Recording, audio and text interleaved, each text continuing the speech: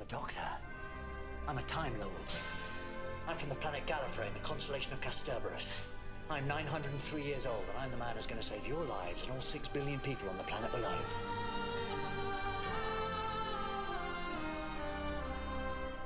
You got a problem with that?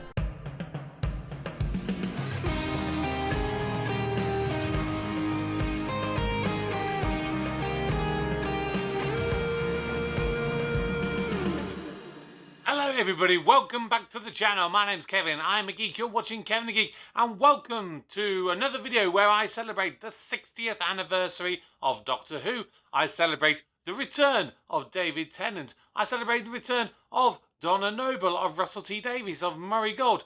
I've got so much stuff happening on the channel this month. If you have missed it, some of the things I've done so far is, for example, a reaction to the very first serial of Doctor Who, An Unearthly Child. I have done a ranking for all of the episodes written by Russel T Davies in his original run. I've done some of the reviews of Doctor Who from the end of David Tennant's time as the 10th Doctor. I've done a review of Children of Earth, and I've got loads more stuff planned for this month, along with all of my other content as well. So if you have not done so already, please subscribe to the channel, turn on notifications, smash that like button, and of course, don't forget to drop your comments down below. But today, I have chosen 10 of what I feel, in my personal opinion, some of the best moments featuring the 10th Doctor, portrayed by David Tennant. Now, these views are entirely my own. You are more than welcome to disagree with them. I'm sure that you may have your own viewpoints on whether some of these make the list or whether you have entirely different ones.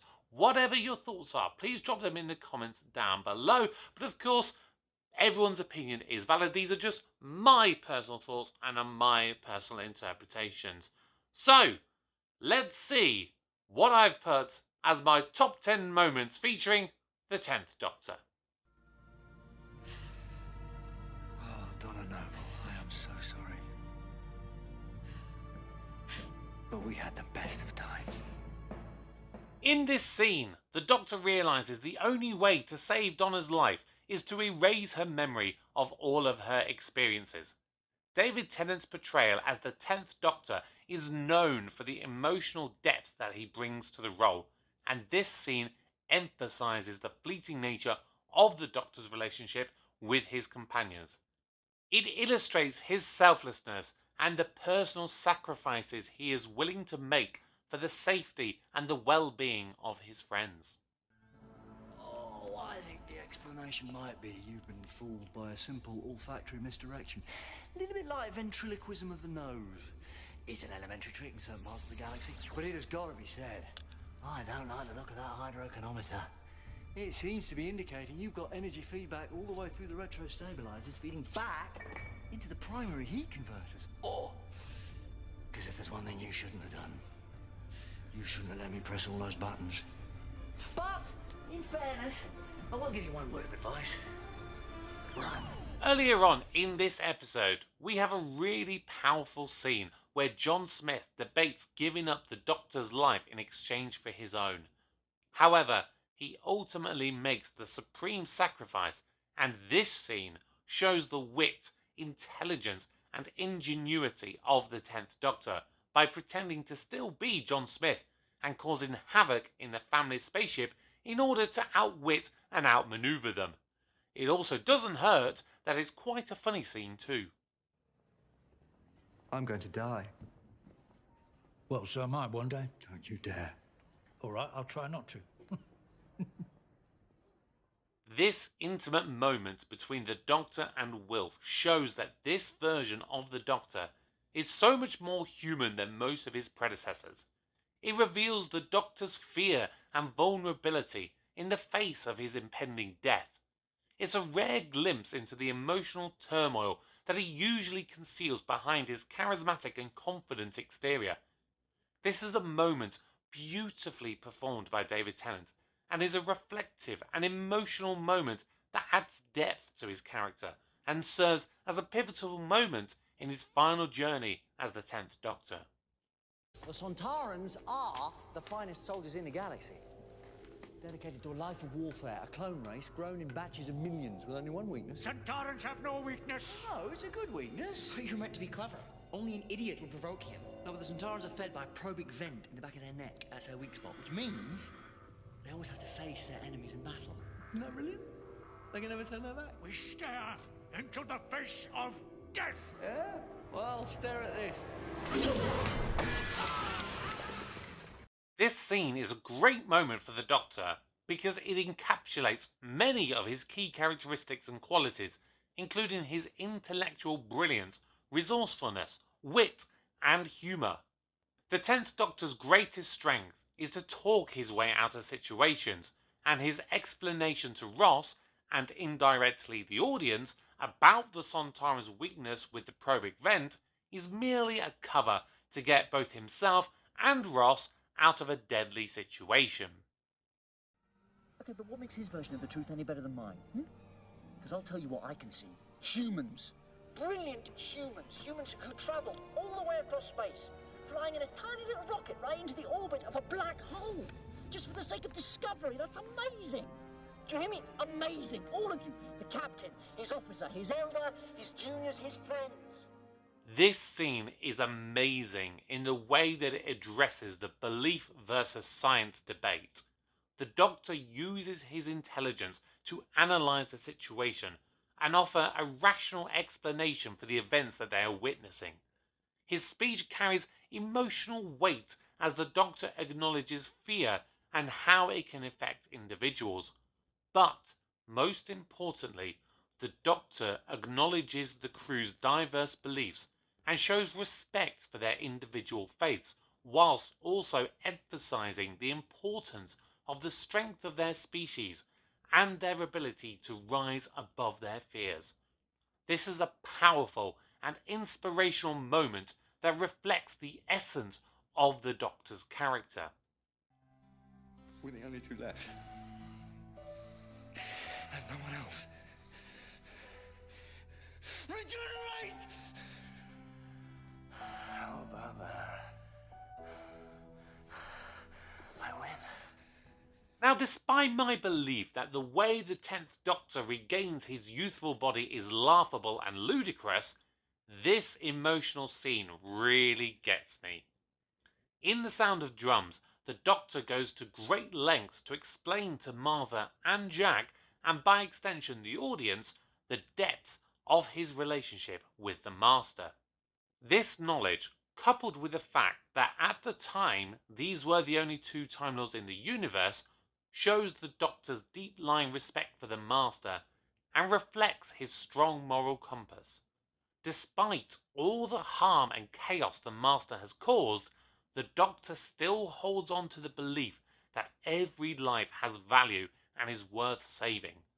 The Doctor's plea in this scene highlights the depth of their connection and his hope that the Master can change and find redemption.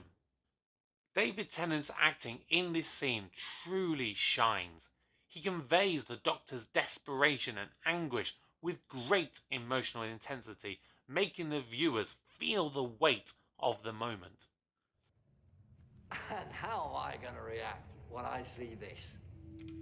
A great big threatening button. A great big threatening button which must not be pressed under any circumstances. Am I right? For many younger viewers of Doctor Who at the time, this episode was the first for them experiencing a change of lead actor and a change of the Doctor.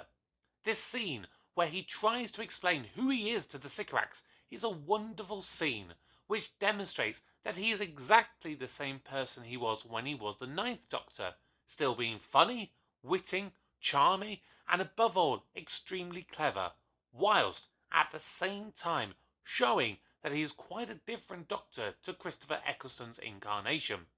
This Doctor is much more vocal and talks his way out of trouble and uses his voice to great effect in catching the enemies off guard.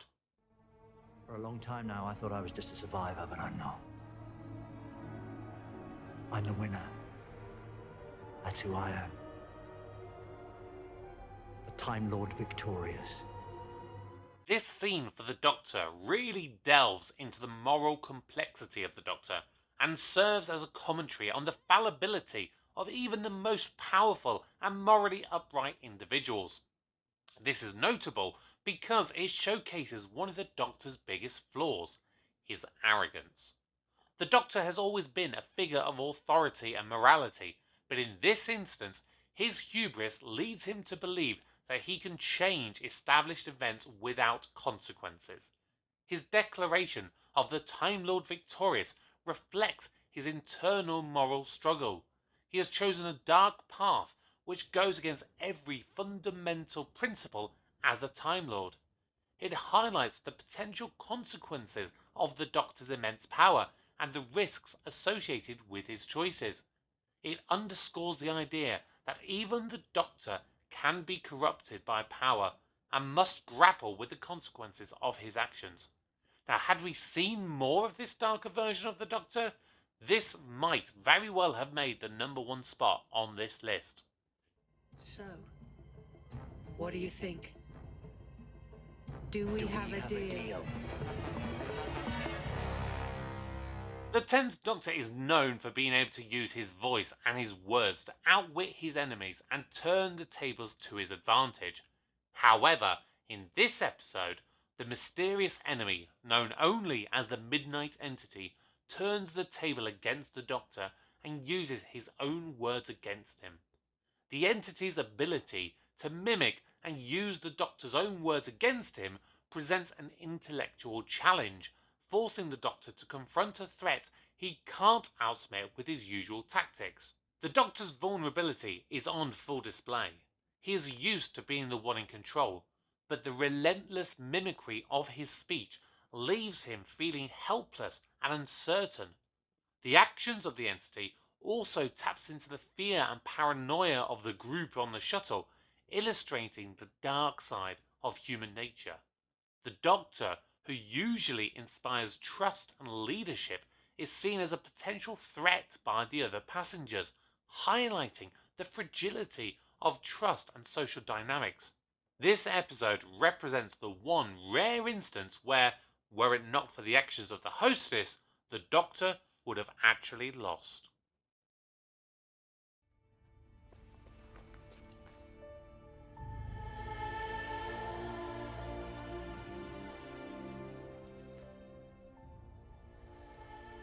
Are we good?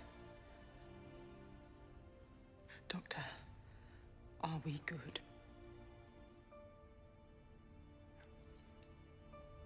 Yeah, we're good. Get it done. Do it now. Hold on a minute. Like the gentleman says. Hold on a minute. You've got hands, Mr. Connolly. 2 big hands.